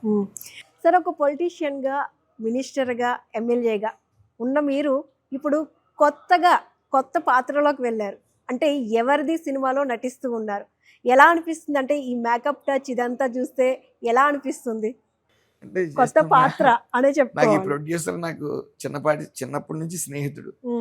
సో ఇక్కడ మూవీ తీస్తున్నానని ఎప్పటి నుంచో గతం నుంచి చెప్తున్నాడు. ఆల్మోస్ట్ 80% మూవీ కూడా అయిపోయింది అనుకుంటా. సో చిన్న పాత్ర అంటే సరే ఫ్రెండ్ తో ఈ టచ్ కూడా ఎలా ఉంటుందా అని ఒక రోజు స్పేర్ చేయడం, ఒక హాఫ్ డే స్పేర్ చేయడం జరిగింది. ఏదో థ్రిల్లింగ్ గానే ఉంది. అంటే ఎలా అనిపించింది? నార్మల్గా పొలిటీషియన్గా వేరే ఉంటుంది, కానీ సెట్స్లోకి వచ్చాక సీన్స్ చేయడం కానీ మేకప్ వేసుకోవడం కానీ ఇదంతా కొత్తగానే ఉంటుంది. యాక్షన్ లైట్ ఇలా ఇవన్నీ ఉంటాయి. ఎలా అనిపించింది? థ్రిల్లింగ్ అనిపించింది, కొత్తదనం అంటే కొద్ది షై ఫీలింగ్ అనేది ఉంటది. అవన్నీ అధిగమించి చిన్న పాత్ర ఒక 10 minutes 5 minutes సో మా స్నేహితుడు కోరిక మేరకు రావడం జరిగింది. ఓకే, అంటే ఫిల్మ్ ఇండస్ట్రీ ఏపీకి తరలి వచ్చే అవకాశం ఏమన్నా ఉందంటే ఏం చెప్తారు? ఖచ్చితంగా ఉంది. ఎందుకంటే టూరిజంని మనకున్న బలం టూరిజం, ఆ టూరిజంని మనం ముందుకు తీసుకెళ్దాం. టెంపుల్ టూరిజం కానీ టూరిజం అన్ని ముందుకు తీసుకెళ్దామని చాలా ముందడుగులు వేస్తూ ఉన్నారు. అనేక సంస్థలు కూడా ఇక్కడికి వస్తూ ఉన్నాయి. ముఖ్యంగా నేను పెరిగిన వాతావరణం తూర్పుగోదావరి జిల్లా కోనసీమ అందాలంటే కేరళకి ఏమాత్రం తీసిపో. సో ఇలాంటి అందాలను పెట్టుకుని ఇక్కడ కొద్ది లాస్ట్ 5 years కొద్ది టూరిజం వైపు కొన్నేసి ఉంటే, దేని మీద కొనేయలేదు అనుకోండి, టూరిజం మీద కొన్నేసి ఉంటే ఈ పాటికి ఫిలిం ఇండస్ట్రీ అంతా ఇటు పరుగులు తీసేయి. సో ఇప్పుడు చంద్రబాబు నాయుడు గారు టూరిజంని పూర్తిగా దృష్టి పెట్టి, అలాగే కందులు దుర్గేష్ గారు కూడా పూర్తిగా దృష్టి పెట్టారు. దాన్ని జట్ వేగంతో ముందుకు తీసుకెళ్తా ఉన్నారు. మీరు చూస్తారు ఖచ్చితంగా 70% ఆఫ్ ద మూవీస్ పల్లెటూరులో తీయాలంటే కోనసీమ వైపు ఆంధ్ర వైపు చూడవలసింది. అంటే షూటింగ్స్ జరుగుతున్నాయి, కానీ ఫిల్మ్ ఇండస్ట్రీ అంతా తెలంగాణలోనే ఉందని చెప్పుకోవాలి. షూటింగ్స్ జరుగుతున్నాయి, కొన్ని స్టూడియోస్ వస్తున్నాయి, కానీ ఇంకా ఇక్కడికి ఇంకా రావాల్సింది ఉందేమో అని అనిపిస్తుంది. ఎప్పుడైతే ఒక్కొక్కటి టూరిజం పెరిగిందో ఖచ్చితంగా ఫిల్మ్ ఇండస్ట్రీ కూడా మూవ్ అవుతుంది. టూరిజం అనేది ఎక్కువ ఉమ్మడి రాష్ట్రంగా ఉన్నప్పుడు చంద్రబాబు నాయుడు గారు అటు దృష్టి పెట్టే మరి ఈ రోజున అక్కడ రావడానికి కూడా చంద్రబాబు నాయుడు గారు ఫస్ట్ తెలుగుదేశం పార్టీ మూల స్తంభాలుగా నిలిచినాయి. మెడ్రాస్ లో ఉండేదాన్ని హైదరాబాద్. సో ఆ విజనరీ ఉన్న నాయకుడు ఆయన కాబట్టి ఆటోమేటిక్గా టూరిజం, టెంపుల్ టూరిజం ఇవన్నీ పెరిగేటప్పటికి ఫిలిం ఇండస్ట్రీ అతి త్వరలో హైదరాబాద్ నుంచి మన ఏపీ మూవ్ అవుతుంది. అందులో ఏ విధమైన సందేహం లేదు. Yes, ఎందుకంటే సగం మంది ఇక్కడ వాళ్ళే అక్కడ ఉన్నారు అవును, ఫిల్మ్ ఇండస్ట్రీలో చూసుకుంటే. అవునండి. ఓకే, ఇప్పుడు మీరు ఫిల్మ్స్ గురించి మాట్లాడుకుంటే మీకు ఇంట్రెస్ట్ ఉంటుందా, చూస్తూ ఉంటారా ఫిల్మ్స్?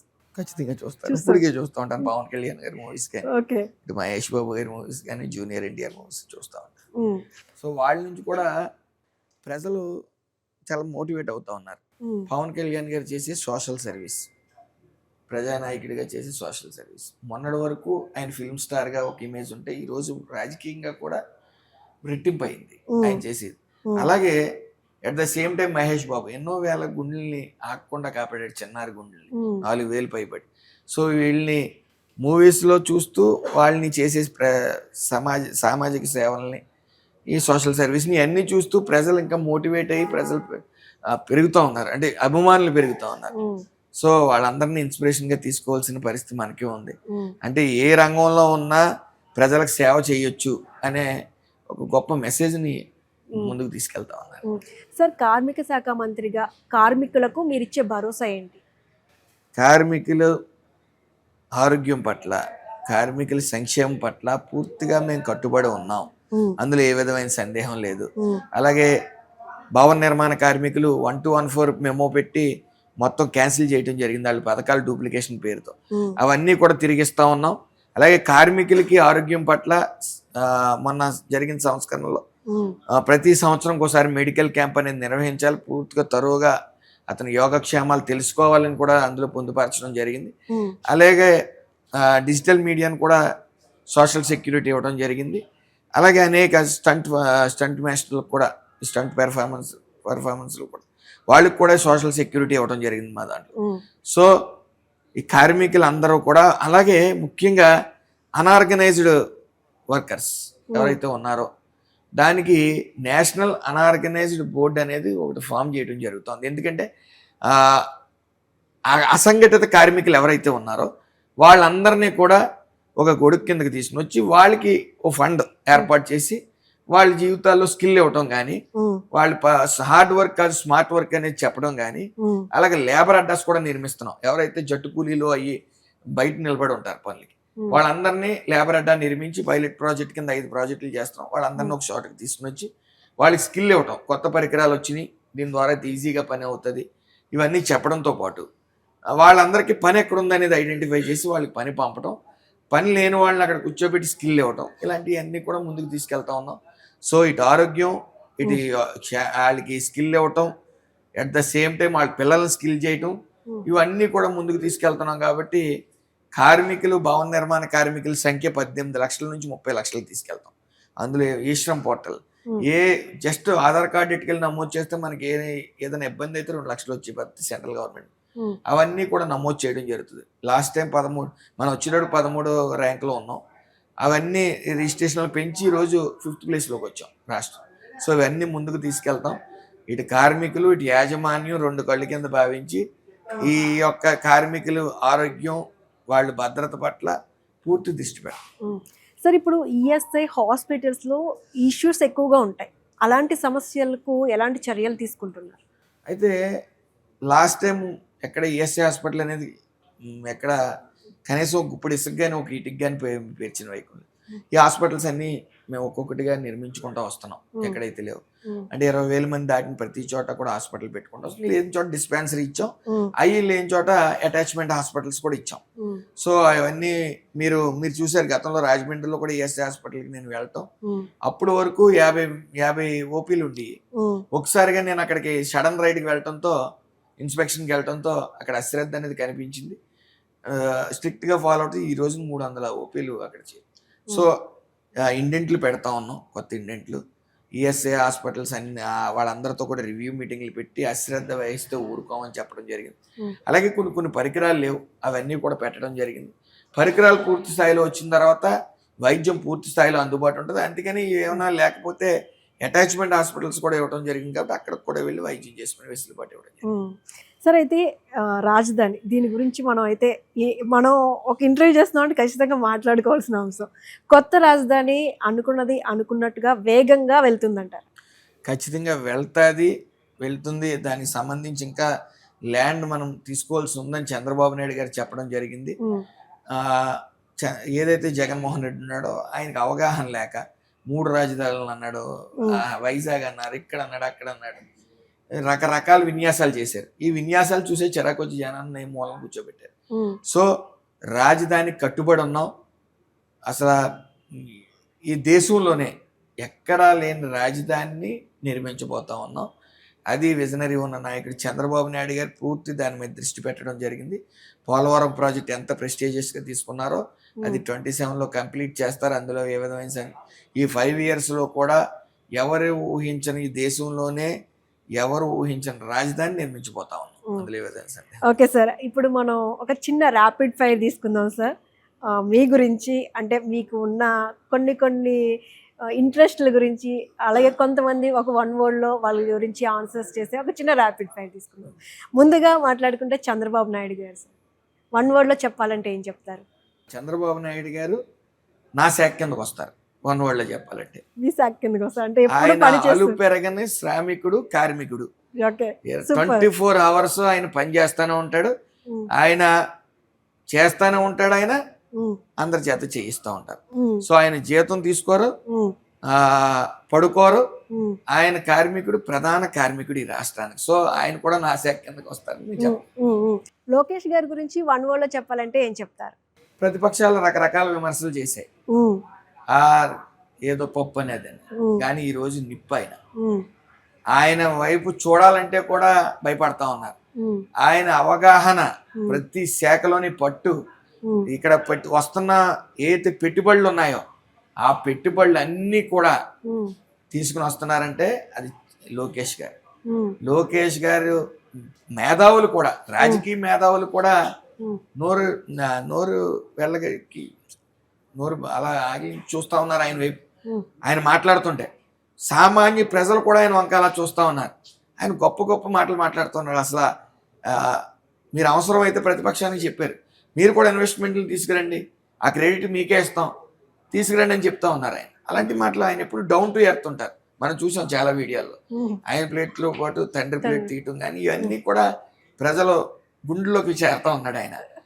ఆయన ఎక్కడ ఎవరి చేత అయితే విమర్శించుకున్న, గతంలో విమర్శించారో వాళ్ళ చేత కూడా శబాష్ అనిపించుకున్నారు. ఆ రోజు ఆయన ఎట్ ద సేమ్ టైం ఆయన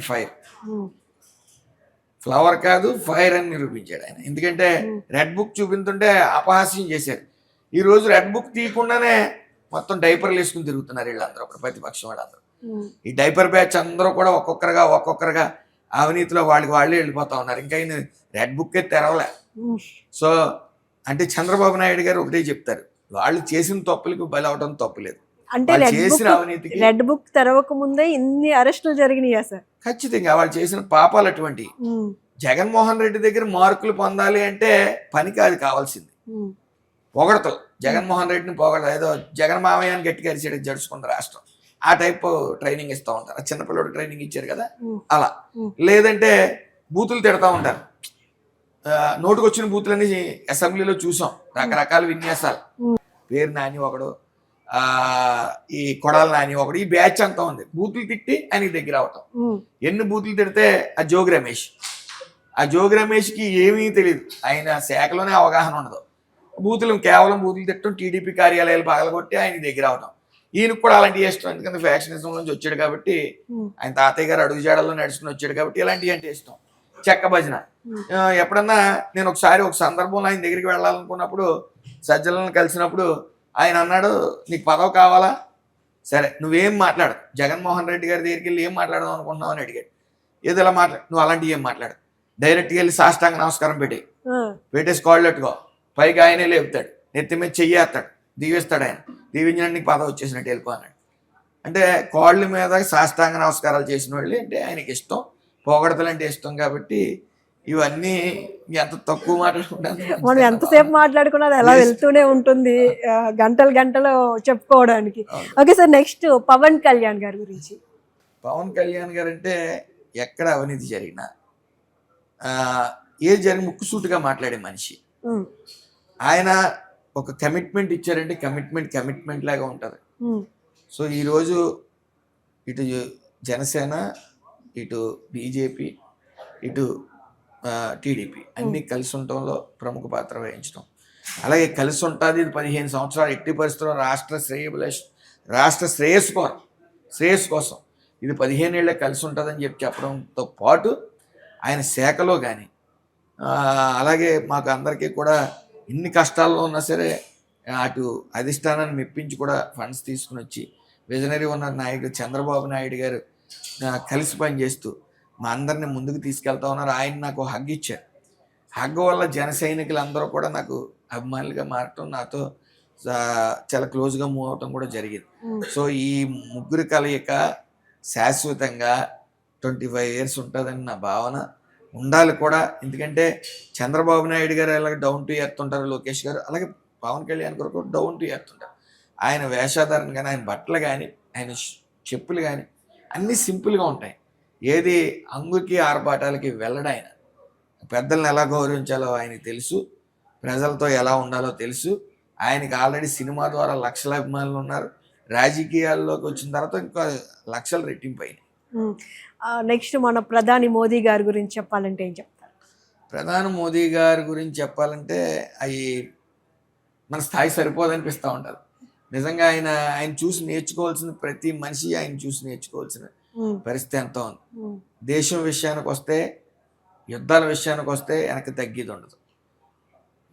మన సామర్థ్యం ఎలా ఉంది, మనం ఎంత బలంగా ఉన్నామనేది దేశాలని చూపించారు ఆయన ఇతర దేశాలకి. అలాగే అమెరికా మొండి వైఖరి ప్రదర్శిస్తున్నా సరే ఎక్కడ ఆత్మగౌరవాన్ని, ఆత్మాభిమానాన్ని తాకట్టు పెట్టకుండా బలంగా ముక్కుసూటుగా ముందుకు వెళ్తూ ఉన్నారు. అలాగే ఆయన ఆశీస్సులు ఈ రాష్ట్రానికి కూడా ఫుల్గా ఉన్నాయి. కాబట్టే 3 సార్లు ఒక సంవత్సరంలో ఈ రాష్ట్రానికి వచ్చారంటే అది విజనరీ ఉన్న నాయకుడు చంద్రబాబు నాయుడు గారు, పవన్ కళ్యాణ్ గారు, లోకేష్ గారు పనిచేస్తున్న తీరు ఇవన్నీ చూసి ఆయన మరి 3 సార్లు వచ్చారు రాష్ట్రంలో. మరి చాలా సంతోషం. ఆయన ఆశీస్సులు కూడా ఈ రాష్ట్రానికి ఉండటం కూడా, ఈ రాష్ట్రం చాలా కష్టాల్లో ఉన్నాయి. మరోసారి కానీ వైఎస్ఆర్ వచ్చుంటే మరో బీహార్ కన్నా దారుణమైన పరిస్థితుల్లో మనం వెళ్ళేవాళ్ళు. కానీ ప్రజలు చాలా తెలివైన వాళ్ళు, తీర్పు ఎలా ఇవ్వాలో అలా ఇచ్చారు. ఆ ఇన్స్పిరేషన్తో 24/7 కష్టపడతా ఉన్నారు. మేము కష్టపడతా ఉన్నాం. ఈ రాష్ట్రాన్ని సువర్ణాంధ్ర రాష్ట్రంగా తీర్చిదిద్దడానికి చంద్రబాబు నాయుడు గారు, పవన్ కళ్యాణ్ గారు, లోకేష్ గారు 24/7 కష్టపడుతున్నారు. ఖచ్చితంగా రాష్ట్రాన్ని సువర్ణాంధ్ర రాష్ట్రంగా త్వరలో చూడబోతా ఉన్నాం.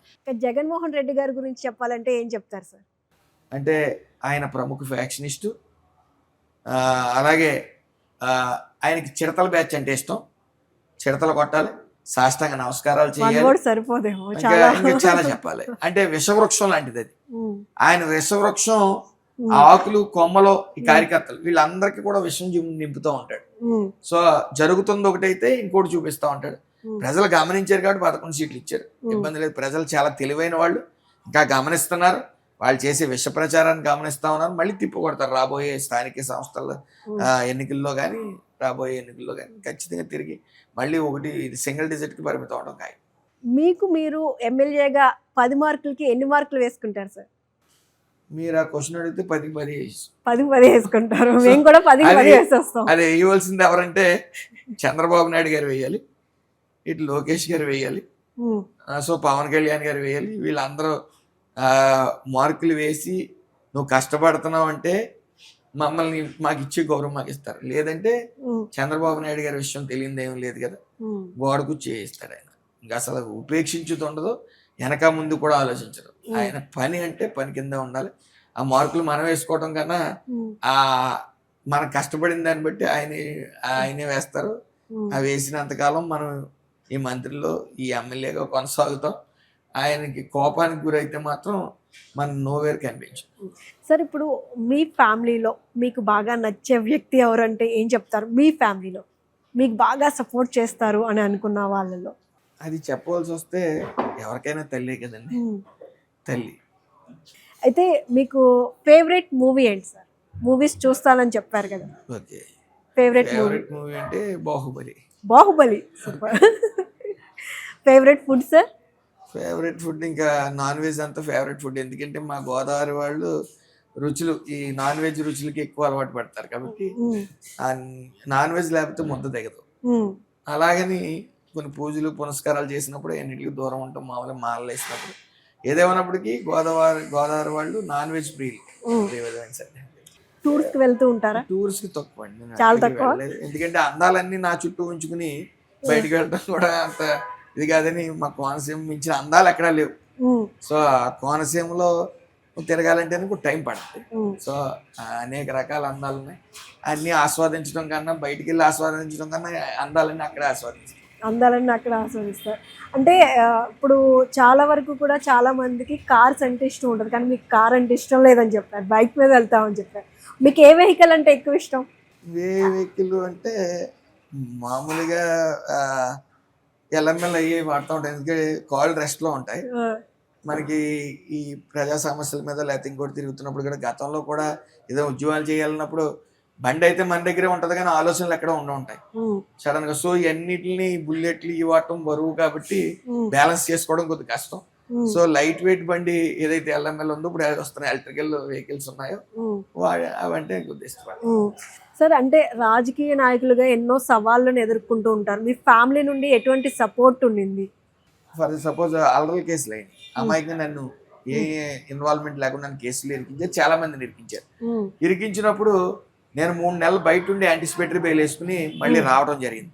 వచ్చిన తర్వాత నన్ను బయటికి వెళ్ళొద్దని ప్రెజర్ చేశారు. కానీ కొంతమంది ఆడవాళ్ళు అమాయకంగా ఇరుక్కున్న వాళ్ళ కోసం రావటం, ఏడటం, మొత్తం ఫ్యామిలీని అందరినీ కూర్చోబెట్టి, ఇటు నానమ్మ ముఖ్యంగా, ఆవిడకి 85 సంవత్సరాల వయసు, ఆవిడ కోసం ఈ రాజకీయాల్లో కూడా రావడం జరిగింది. అలాగే తల్లి, తండ్రి, భార్య, పిల్లలు వీళ్ళందరినీ కూర్చోబెట్టి నేను ప్రజల్లోకి వెళ్ళాలి తప్పదు. ఒకవేళ మళ్ళీ వైసీపీ ప్రభుత్వం నా మీద కేసులు పెట్టచ్చు, నేను 3 నెలలు ఉండొచ్చు, 4 నెలలు ఉండొచ్చు, అన్నిటికీ ప్రిపేర్డ్గా ఉండండి అని చెప్తే కొద్ది ఇబ్బంది పెట్టినప్పటికీ అల్టిమేట్గా వెళ్ళు, ఈ ప్రజలు ఇబ్బంది పడుతున్నారు, చాలా మంది ఆడవాళ్ళు ఇబ్బంది పడుతున్నారని వెళ్తారు, నన్ను ముందుకు గంటడం జరిగింది. ఆ రోజు 10,000 మందితో స్టార్ట్ చేసిన ఉద్యమం లక్షల్లో తీసుకెళ్లి ఆ కేసులు కూడా ఎత్తివించడం, ఆ కేసులు ఎత్తివేయటం, ఓ రకంగా సామాజిక సేవ, ఇవన్నీ చూసే లోకేష్ గారు నాకు ఒక అవకాశం ఇచ్చారు. ఆ అవకాశాన్ని నిలబెట్టుకోవాలి. లోకేష్ గారు, పవన్ కళ్యాణ్ గారు, చంద్రబాబు నాయుడు గారు ఏ అవకాశం అయితే ఇచ్చారో, అయ్యో వీడికి ఎందుకు ఇచ్చామనే భావం కలిగితే అంతకన్నా చేతకంతనం ఇంకోటి ఉండదు. సో వాళ్ళ నమ్మకాన్ని నిలబెట్టాలి, నాకు ఓటు వేసిన ప్రజల నమ్మకాన్ని నిలబెట్టాలి. సో వాళ్ళకి వీళ్ళకి ఎప్పుడు భయపడతానే ఉండాలి. ఆ భయపడుతూనే మనం చేయవలసిందంతా చెయ్యాలి, అది చేసుకుంటూ ముందు. ఫైనల్గా మీ అభిమానులకి ఏం చెప్తారు? అభిమానులకి ఏదైతే వైసీపీ అనే విషవృక్షం లేని తప్పుడు ప్రచారాలు చేస్తూ ఉందో తిప్పికొట్టాలి. జరుగుతున్నది ఏం జరుగుతుంది, ఎంతమంది ఇన్వెస్ట్మెంట్ దారులు వచ్చారు, తద్వారా మనకి ఎంతకి రాష్ట్రం ఆర్థికంగా ఎంత బలపడుతుంది, నిరుద్యోగులు ఎంతమంది ఉపాధి కల్పిస్తారు, అలాగే ఎంఎస్ఎంఈలో భాగంగా ఫ్లాటెడ్ ఫ్యాక్టరీ కాంప్లెక్స్ అనేది నిర్మిస్తూ ఉన్నారు ప్రతి నియోజకవర్గంలో కూడా 11 కోట్లు 8 కోట్లతో. వాటి ద్వారా ఎంతమంది ఉపాధి కల్పిస్తారు, మహిళా కార్మికుల్ని ఉపాధి కల్పించే విధంగా ప్రతి ఇంటికో పారిశ్రామికవేత్త రావాలని చెప్పి దాని మీద కూడా కృషి చేస్తూ ఉన్నారు. సో ఇవన్నీ కూడా ఒకదాని తర్వాత P4 ఈ పేదల్ని కాపాడటంలో, వాళ్ళ జీవితాల్లో వెలుగు చూడటానికి P4 అనేది తీసుకురావడం, అలాగే లక్షల్లో రూపాయలు ప్రజలకు ఇస్తా ఉన్నారు చంద్రబాబు నాయుడు గారు పిలుపు మేరకు. సో ఇవన్నీ కూడా మనం చంద్రబాబు నాయుడు గారిని ఫాలో అవుతూ ఏదైతే వృక్షాన్ని చెబుతున్నారో అది తిప్పుకొట్టే పరిస్థితి నా మనల్ని అందరినీ చేయమని చెప్పి అడుగుతాం. Yes, thank you so much sir. చాలా తక్కువ సమయం ఉన్నా కూడా మీరు ఈ తక్కువ సమయాన్ని మా కోసం కేటాయించినందుకు, అలాగే చాలా విషయాలు చెప్పారు. థ్యాంక్ యూ సో మచ్ అండి. Thank you so much sir. చూసారు కదండి, ఈరోజు కార్మిక శాఖ మంత్రి వాసంశెట్టి సుభాష్ గారితో మాట్లాడి ఎన్నో విషయాలు చర్చించుకున్నాం. మరో గెస్ట్తో మళ్ళీ కలుసుకుందాం. చూస్తూనే ఉండండి YK TV. Please subscribe to YK TV Network. Please subscribe to YK TV.